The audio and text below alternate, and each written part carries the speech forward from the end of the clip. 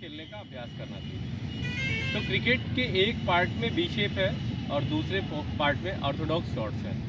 ठीक है, B shape को करने के लिए आपको ये ज़रूर ध्यान रखना होगा कि जो आपके बैट का फेस है, ये इसका स्वीट पार्ट होता है, इसको बोलते हैं स्वीट पार्ट। ये कौन सा पार्ट होता है? जहाँ पर ये मोटाई ज़्यादा होती है, आपने देखा होगा, इसी पार्ट को स्वीट पार्ट बोलते हैं। और स्वीट पार्ट की अगर मिडिल पर अगर ये बॉल लगता है तो हमेशा ये बेस्ट स्ट्रोक कहलाता है, एक अच्छा स्ट्रोक जाता है आपका।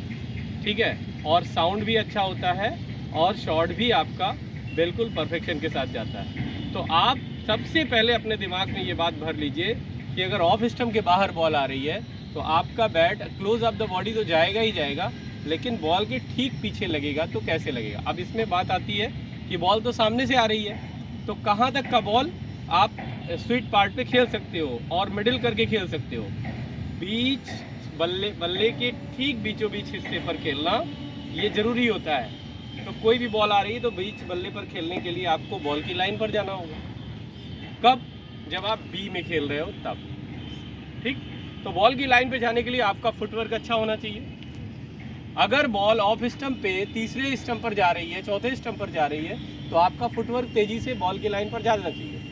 ठीक है, और इसी तरीके से लेग साइड पर अगर आप पैड लाइन पे बॉल खेल रहे हो तो वहाँ पर भी आपका फुटवर्क आ जाना चाहिए। इसके बाद ये शॉट्स खेलेंगे और मिडिल पर जाएगा, तभी जाएगा बेटा जब आप बी शेप में खेलोगे, यानी वी। ये आपका वी है, देखिए आप अगर हाथ को इस तरीके से खड़े हो और अगर आप ऐसे करो तो यही आपका वी है। यानी अगर इस लाइन को ऐसे बना लो और इस लाइन को ऐसे बना लो तो ये आपका वी बन गया। अब आपको इस बी में खेलना है, पहले अपने आप को एकदम कंफर्ट जोन में रखना है और आपको अपने आप को स्टेबल रखना है कि मुझे बी पे ही खेलना है। चाहे शॉट्स अलग अलग होंगे लेकिन खेलना बी पे है। Back foot punch, drive, cover drive, maximum cover drive को आप बी से अलग कर सकते हो, लेकिन आपके स्ट्रेट ड्राइव, ऑन ड्राइव, ये सारा बी पे खेलिए आप। ठीक है, अब सवाल आता है कि बी पर खेलते समय कुछ बॉलें ऐसी होती हैं जो बाहर जा रही होती हैं या फिर लेग साइड से बाहर जा रही होती हैं, उन्हें क्या करें? तो उनके लिए ऑर्थोडॉक्स होता है, लेकिन उसमें भी स्वीट पार्ट की ज़रूरत होती है। अगर ऑर्थोडॉक्स आप खेल रहे हो, सपोज करो आपका बैट यूँ चल रहा है, तो यूँ चलते समय अगर आपका बैट से बॉल यहाँ टकराएगा तो ये इनर एज लेगा, और अगर आपका बैट यहाँ टकराएगा तो ये टॉप एज लेगा। दोनों को ध्यान रखिए, इधर से टॉप एज, इधर से इनर एज। लेकिन अगर आपका मिडिल पर लगेगा तो वो टॉप एज नहीं लेगा बल्कि तेज शॉट जाएगा। राइट, तो इसको ज़रूर ध्यान में रखेंगे आप कि आपका ऑर्थोडॉक्स भी अच्छा होना चाहिए, यानी बॉल पर आपका हिटिंग एबिलिटी अच्छी होनी चाहिए मिडिल पर। तो इसके लिए आपको क्या करना है, हमेशा ध्यान रखना है अपने सामने वाले प्लेयर को बॉल फेंकवानी है और आपको कैच करवाना है उसको ऑर्थोडॉक्स पे। आपको सामने से भी कैच करवाना है, ऑर्थोडॉक्स पे कैच करवाना है। सबसे बढ़िया प्रैक्टिस आपकी होगी जब आप ये दोनों काम करवाएंगे। ठीक है, तो आप जब ये कैच आप कराते रहेंगे तो आप देखेंगे आपकी आदत पड़ जाएगी मिडिल ऑफ द बैट खेलने की। राइट, अब इसके बाद बात आती है अलाइनमेंट सेट करने की। आपके बॉडी का अलाइनमेंट कैसे सेट होगा? सबसे पहले स्ट्रेट बैट पे चलते हैं। ठीक है, देखिए स्ट्रेट बैट पर जब आपका पोजीशन बिल्कुल क्लियर होता है तो आपकी बैकलिफ्ट को पीछे से आगे ले जाने के लिए ज़रूरत होती है आपका बैट कहाँ पर स्टे करे। देखिए बैट ग्रिप के साथ जो स्टे करता है वो हमेशा सेकंड थाई पर करता है। अमूमन बहुत सारे बल्लेबाज क्या करते हैं, यहाँ पर लेके आते हैं। यहाँ पर ले आने का मतलब आपने अपनी बैकलिफ्ट को रिड्यूस कर लिया है। अब ये बैकलिफ्ट बहुत ज़्यादा ऊपर जाने वाली नहीं है, लेकिन यहाँ रहने पर क्या होता है कि आपकी बैकलिफ्ट हमेशा ऊपर भी चली जाती है और पोजीशन पर भी रहती है। अब सवाल आता है कि बॉल की स्पीड क्या है, उसके अकॉर्डिंग आपकी बैकलिफ्ट ऊपर नीचे हो जाती है। हर बॉल पर बैकलिफ्ट एक जैसी नहीं हो सकती है। जैसे याद रखिएगा, जब आप बैटिंग कर रहे होते हो तो कुछ सिचुएशन ऐसी होती है जैसे डिफेंस करना है तो उसमें ऊपर की बैकलिफ्ट जाकर के डिफेंस नहीं करते हैं। लेकिन अगर आपको पुल शॉट मारना है, स्क्वायर कट मारना है या फिर आपको हुक शॉट मारना है तो वहाँ पर आपकी बैकलिफ्ट ऊपर जा कर के नीचे की ओर जाती है, यानी उस पोजीशन से आती है जहाँ से बॉल को कनेक्ट करना है। और ये आपकी फीलिंग पे डिपेंड करता है, आप कौन सी बॉल पर कितनी जल्दी अपने आप को ले आते हो। बॉल की लाइन पर ले आना बहुत ज़रूरी होता है, बॉल जहाँ पर आ रही है वहाँ तक बैट को लाना ज़रूरी होता है। वो कैसे भी लेके आओ आप इस थ्योरी पे कतई मत जाओ कि ऐसे बैकलिफ्ट लेके जाएंगे तो आपके, ये कुल मिलाकर के क्या करता है, जितनी हाई बैकलिफ्ट होगी उतना फोर्स ज़्यादा जनरेट होगा। ये ज़रूर ध्यान में रखिए किसी भी शॉट्स के पीछे पावर जो जनरेट होती है, फोर्स जो जनरेट होती है, वो हमेशा किस चीज़ से होती है? बैकलिफ्ट के हाई होने से होती है। तो अगर आपको किसी भी शॉट्स को खेलना है तो आपको हाई बैकलिफ्ट का आदत आपको डालना पड़ेगा, अगर आपको फोर्स जनरेट करके खेलना है तो। लेकिन ये भी ज़रूरी है, ये भी ध्यान रखिएगा कि बॉल की स्पीड के साथ आपका सिंक्रोनाइजेशन एकदम परफेक्ट होना चाहिए। इसलिए बैकलिफ्ट को उतना ही ले जाइए जितने से आप बॉल को खेल सकें। ऐसा ना हो कि आपकी बैकलिफ्ट हाई चली जाए और बॉल आपके अंदर चली जाए और आप क्लीन बोल्ड हो जाओ, LBW हो जाओ, राइट?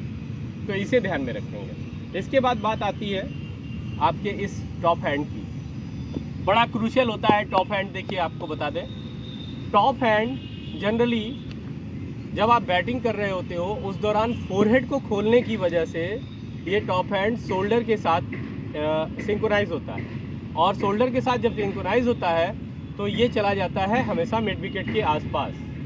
ये देखिए शोल्डर कहाँ चला गया है? मिड विकेट के सामने। तो इससे फोरहेड आपका बिल्कुल खुला रहता है। अब फोरहेड खुला रहता है, बैक हैंड आपका जो ये बॉटम हैंड है ये आपका सॉफ्ट रहता है, टॉप हैंड आपका टाइट रहता है। देन आप जब खेलने जाते हो, बॉल की लाइन में आते हो, तो एक इनिशियल मोमेंट नाम का शब्द होता है। इनिशियल मोमेंट जो होता है ना, वो आपको एक मोमेंटम देता है बॉल को खेलने के लिए, अलर्ट करता है। तो इनिशियल मोमेंट जो होता है वो आपको हमेशा तैयार करता है कि आप बॉलर्स को खेलने के लिए रेडी हो। देन अब आपको बॉल की लाइन को जज करना होता है, बॉल की लाइन और लेंथ दोनों को जज करना होता है। ये बड़ा इंपॉर्टेंट है, ध्यान रखिए, क्रिकेट में सारी चीज़ें इंपॉर्टेंट है, ये बड़ा वो बड़ा नहीं। लेकिन ये ज़रूर याद रखिएगा कि बॉल जब गिरती है ना, तो सारी तैयारी होने के बाद भी, सारा परफेक्शन होने के बाद भी आपको बॉल को जज करना आना चाहिए। कौन सी बॉल है और कौन सा शॉट इस पर अप्लाई होगा, ये दोनों चीज़ें कैसे एक साथ चलेंगी? ये तब चलेंगी जब आपको ये बात पता होगी कि 3 लेंथ की बॉलें, कौन सी बॉल आ रही है हमारे पास। एक है शॉर्ट पिच बॉल, जो पहली लेंथ हुई किसी भी बॉलर की, सबसे आगे गिरती है। उसके बाद गुड लेंथ बॉल है जो आपकी दूसरी लेंथ हुई, और तीसरी है जो आपके आसपास आती है, ये बॉल है। अब इन तीनों बॉलों का अलग अलग दायरा होता है। जो आसपास आती है वो रडार के आसपास भी आती है, थोड़ी सी खिंची हुई होती है। तो गुड लेंथ स्पॉट की बॉलें भी थोड़ी सी और पीछे होती हैं, थोड़ी सी और आगे होती हैं। और इसी तरीके से शॉर्ट पिच बॉलें जो होती हैं वो कभी कभी बाउंसर के रूप में होती हैं, कभी कभी short pitch, normal short pitch होती है। तो इन कंडीशंस पर क्या खेलें आप? ऑफ साइड के बाहर है तो शॉर्ट पिच बॉलों पर आप स्क्वायर कट कर देंगे।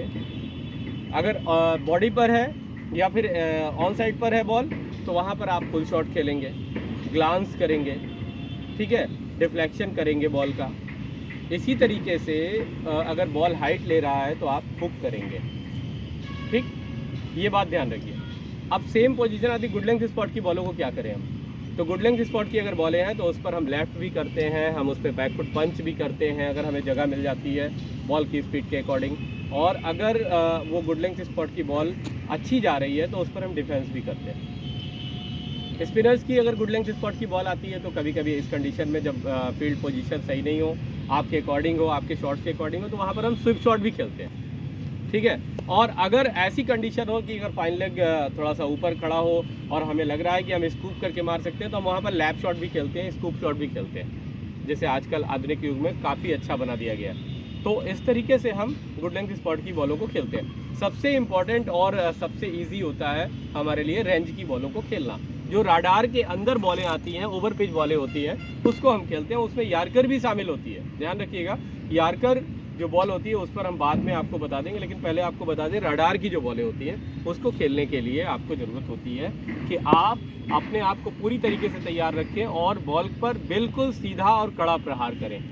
बिल्कुल स्वीट पार्ट से अगर आप प्रहार करेंगे तो आपका शॉट अच्छा होगा। बॉडी का अलाइनमेंट इसमें बड़ा इंपॉर्टेंट रोल अदा करता है। आपका बैक लेग, आपका फ्रंट लेग, आपका हेड, आपका शोल्डर, और आप इन सारी चीज़ों के साथ आई कोऑर्डिनेशन जो बैठालते हैं, उसके बीच में जो टॉप हैंड होता है वो जिस दिशा की ओर अगर ड्राइव करता है, अगर स्ट्रेट ड्राइव करना है तो आपका टॉप हैंड बिल्कुल सीधा होना चाहिए बॉलर की दिशा में। अगर आपको कवर ड्राइव करनी है तो थोड़ी सी विड्थ मिलनी चाहिए बॉल में, यानी बॉल थोड़ी सी बाहर होनी चाहिए, तभी आप कवर ड्राइव करोगे। और अगर आप ऑन साइड पर ड्राइव कर रहे हो तो आपको ये ज़रूरी ध्यान रखना होगा कि आपके पैड लाइन पर बॉल होनी चाहिए। और अगर इस दौरान कुछ ऐसे शॉट्स होते हैं जो डिफ्लेक्शन के लिए कन्वर्ट करते हैं, जैसे फ्लिक शॉट, तो वो तब होते हैं जब हम ये देख लेते हैं कि हम सेफ जोन में हैं। यानी बॉल लेग स्टम्प के आसपास जा रही है बाहर, जहाँ से आप LBW नहीं हो सकते हो, तो वहाँ पर उस बॉल को हम फ्लिक शॉट में भी कन्वर्ट करते हैं, ये ध्यान रखिए। ठीक है, तो ये बैटिंग का दायरा था जो मैं आपको बता रहा था। धीरे धीरे धीरे आपको करनी है। आपको ये ज़रूर ध्यान में रखना है कि बॉल और बैट के बीच में कनेक्टिविटी अच्छी हो, तो आपका टॉप हैंड अच्छे से चलने लगे। तो स्टार्ट करिए अपने सारे शॉट्स और उन सारे शॉट्स की प्रैक्टिस।